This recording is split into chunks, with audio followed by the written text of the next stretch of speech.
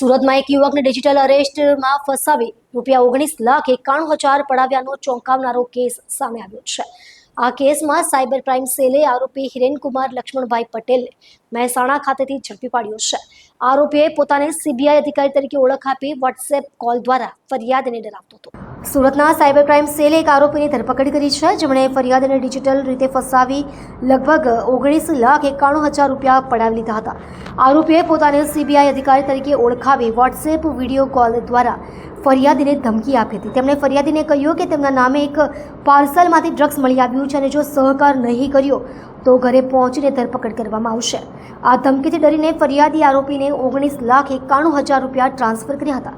આ મામલામાં cyber crime બ્રાન્ચે case દાખલ કરી આરોપીને મહેસાણા ખાતેથી ઝડપી પાડવામાં સફળતા મેળવી છે।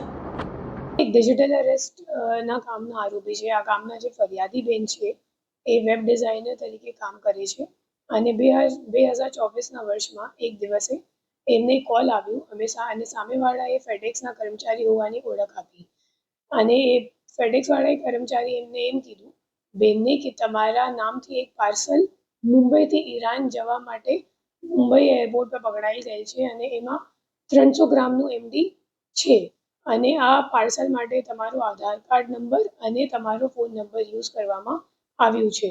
તો જો આ પાર્સલ તમારું નથી તો પછી તમારે મુંબઈ ક્રાઇમ બ્રાન્ચ સાથે વાત કરવી પડશે। આ કહીને પછી એ માણસે એમનું કોલ ફોરવર્ડ કરી દીધું અને મુંબઈ ક્રાઇમ બ્રાન્ચના ઓફિસર તરીકે વાત કરવાવાળો બીજા એક આરોપીએ એ બેનને કીધું કે તમારા ઘણા બધા બીજા ડોક્યુમેન્ટ્સ પણ છે જે RBI અને ED વાળા છે, તો અમે લોકોએ તમને સ્કાઇપ કોલ પર વિડીયો કોલ કરીશ। પછી એ લોકોએ સ્કાઇપ કોલમાં બેનને વિડીયો કોલ કર્યું અને ખોટા દસ્તાવેજી પુરાવા જેમાં ED અને RBIનો સ્ટેમ્પ હતો એ એમને બતાવ્યું। પછી એ ફરિયાદી બેન ડરી ગઈ અને એમને કેમ કીધું કે જો તમારે આ કેસથી નીકળવાનું હોય તો તમારે અમે લોકોને પૈસા આપવી પડશે। જ્યારે આ ફરિયાદીએ એમ જણાવ્યું કે મારી પાસે અત્યારે ખાતામાં પૈસા નથી, તો આ આરોપીઓ બેનને એમ કીધું કે તમે મોબાઈલથી ICICI બેંકમાંથી ઇન્સ્ટા લોન લઈ લો અને પછી અમે લોકોને પૈસા ટ્રાન્સફર કરો અને આ ફરિયાદી બેન એમના વાતોમાં આવી ગઈ અને પછી ₹19,91,000 આ બેને ટ્રાન્સફર કરી દીધી। જ્યારે આ કોલ ચાલુમાં હતી ત્યારે સાંજે 7 વાગે એમના પતિ જ્યારે ઘર આવ્યા તો એ સામેવાળા ડરી ગયા અને એ લોકોએ કોલ મૂકી દીધું અને ત્યારે પતિને ખબર પડી ગઈ કે આ બેન સાથે ફ્રોડ થઈ ગયું છે। પછી એ લોકોએ સાયબર ક્રાઇમ પોલીસ સ્ટેશનમાં ફરિયાદ નોંધાવી। અત્યારે અમે લોકોએ જે આરોપીને લઈને આવેલા છે ઓલરેડી એમની પાસેથી રિકવરીની પ્રક્રિયા પણ ચાલુ છે અને એમનું